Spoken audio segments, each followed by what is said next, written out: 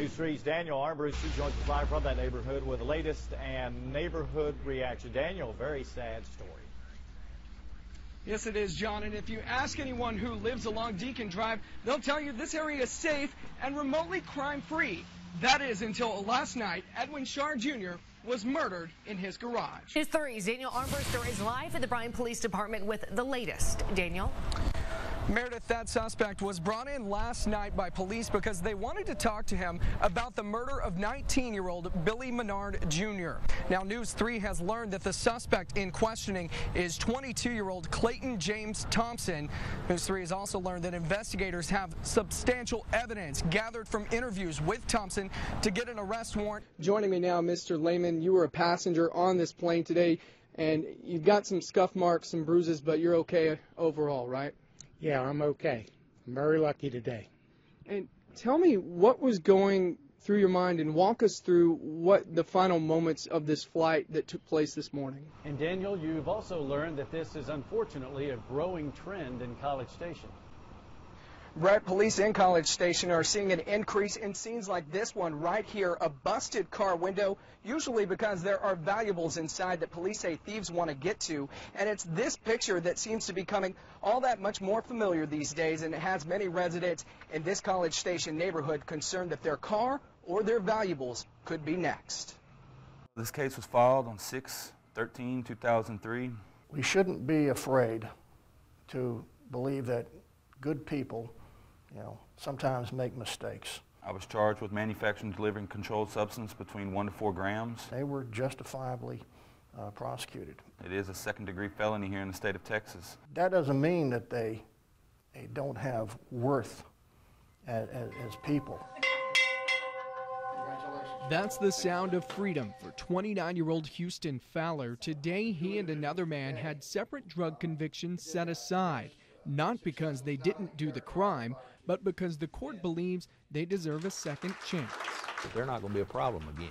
Judge Travis Bryan recently started a program in conjunction with probation officers to identify nonviolent offenders and recognize what he calls model probationers to have their records wiped clean. It's not totally expunged. These convictions can be used against people if they violate the law again. The idea is to help parolees get housing and jobs and become productive citizens. Courts do need to be careful. Dr. Philip Lyons is with Sam Houston State's Criminal Justice Department. He says if done right, these programs can be successful. In general, the people who are under this kind of supervision do better than people who serve time in prison and then are simply released out into the community. 8 years after his conviction, Fowler says the new program gives him a chance to move on. He's now a manager and an auto technician at a local business. He says he's learned his lesson from the mistake he made as an adolescent and now just wants to have a place he can call home and one day start a family here, away from the streets and crime that got him in trouble as a teen. Because I'm from the country. I love the country. I love the peacefulness. In College Station, Daniel Armbruster, News 3. News 3's Daniel Armbruster takes us to a local farm where the drought is drying up crops and wallets. In the Brazos Valley these days, most rain gauges are only catching dust and cobwebs. Not good news for a state agriculture industry seeing losses in the billions. The same is true in East Burleson County. It just flat ran out of water. It didn't produce any seed. So there, that's a zero production there. As in nothing to show for his Milo crop. Jay Wilder's spirit is drying up with his crops. You need 10 good heads to make up for one bad one. So. You don't have 10. No, there's more bad ones than there are good ones. No rain isn't only affecting farmers, it's also affecting those who raise cattle. Without the rain, there's no grass to eat. This is a stock tank that we have in this particular little pasture here. And as you can tell, it's dry, and it's been dry. It looks like the weeds are doing okay, but the cattle won't eat that. And if Mother Nature decides to change now, it's too late.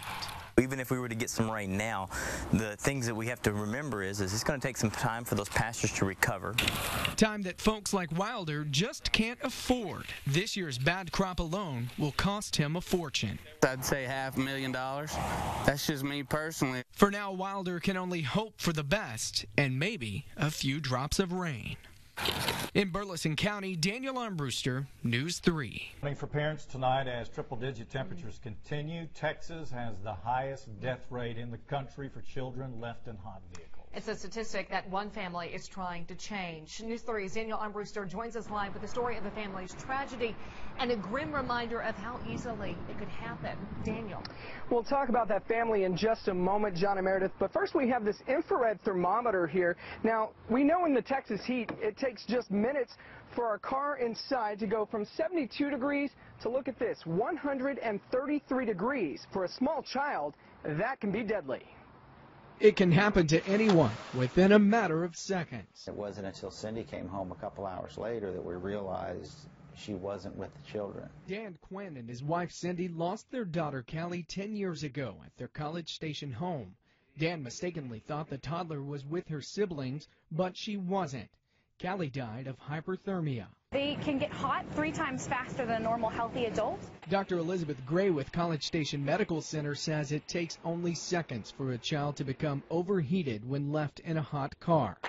The Quinns are publicly speaking about Callie's death in hopes of preventing this tragedy from happening to other families. At home, the Quinns turn to their faith to help them get over the loss of their child. I think, too, on a personal note, perhaps the power of forgiveness, too, as well. You guys going up to the house? Now they run through a mental checklist to make sure that all of their children are out of the vehicle and safe inside home. And it is now against the law in the state of Texas to leave a child under 7 unattended inside a vehicle, accidental or not. If a parent does that, they could get up to 2 years in prison and a $10,000 fine. We're live in Bryan tonight. Daniel Armbruster, News 3. All right, thanks, Daniel, for that.